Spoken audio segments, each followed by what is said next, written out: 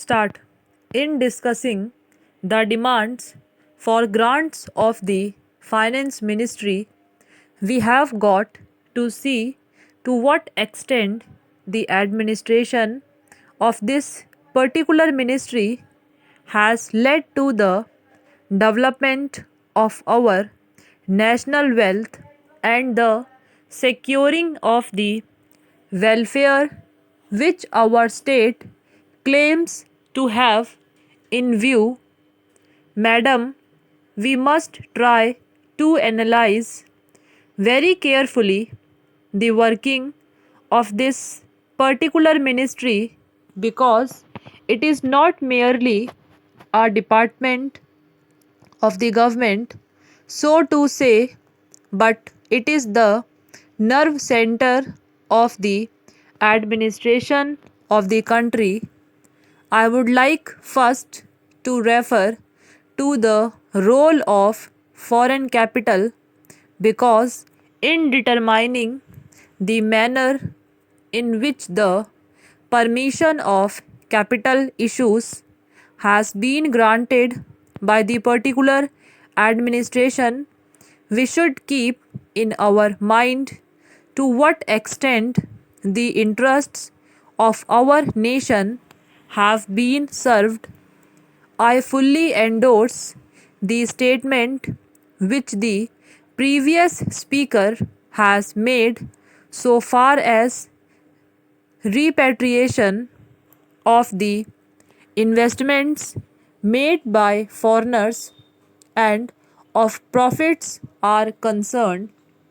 We have dealt with this topic quite a number of times, and I do not want to reiterate anything apart from only supporting what the honorable member who just now spoke said. I would now like to deal with the investments of foreigners in India. Madam, the government of our country accepted the proposition that in allowing foreign investment, it should come in only in such industry and such form of production wherein our national investors will not come forward and in which technical skill is wanted. There is also one other factor which the industrial policy of our government of 1948 as adumbrated further in 1949 by the Prime Minister laid down. It specifically said that the control and ownership of such concerns should, as far as possible, be in the hands of Indian nationals and the technical know how of our country should be developed. I would like to emphasize the figures that have been put forward for the last few years from 1947 till the end of 1948 or the early part of 1952. It has been reported that rupees 19 crores of foreign capital have been allowed to be invested in our country. Of that, practically more than rupees 6 crores have been allowed to be invested in managing agency and trading enterprises in our country. So far as the government policy is concerned, we find that a sum of rupees 4 crores has been allowed to be invested this year. We do not know how it is to be used up. We have been told that during the period 1948-1953, nearly rupees 35 lakhs have been allowed to be invested in textile machinery and generally in the textile industry.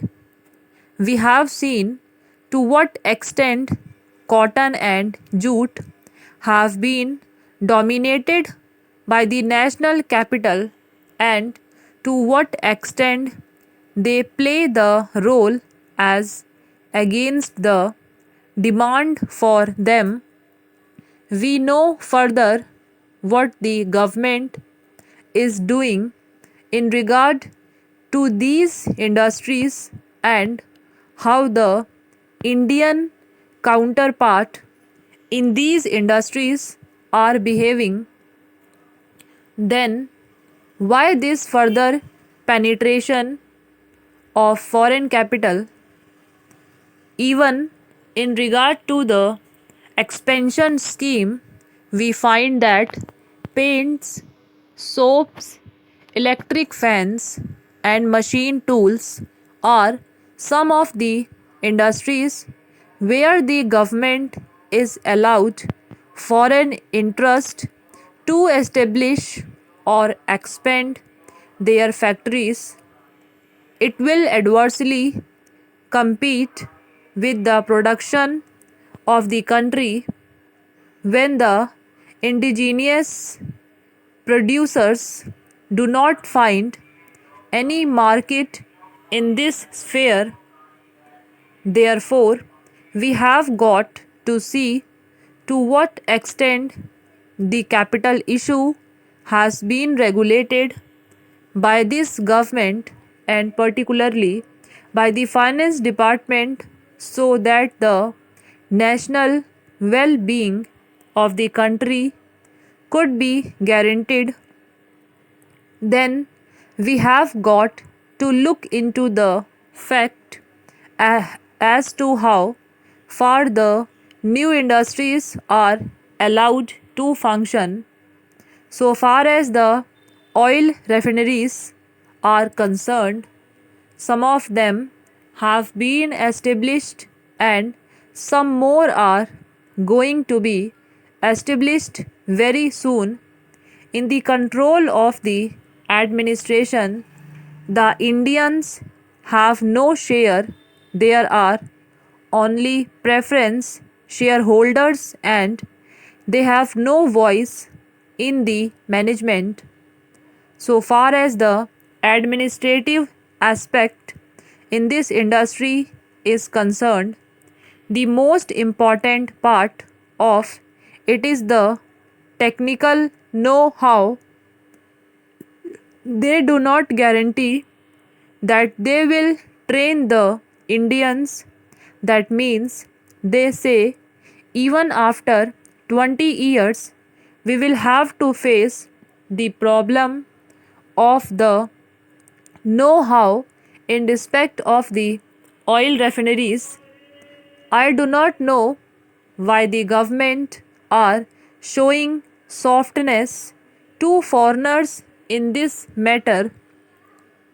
Then we have another investment in collaboration with the Indian chemical industries for the manufacture of civil explosives.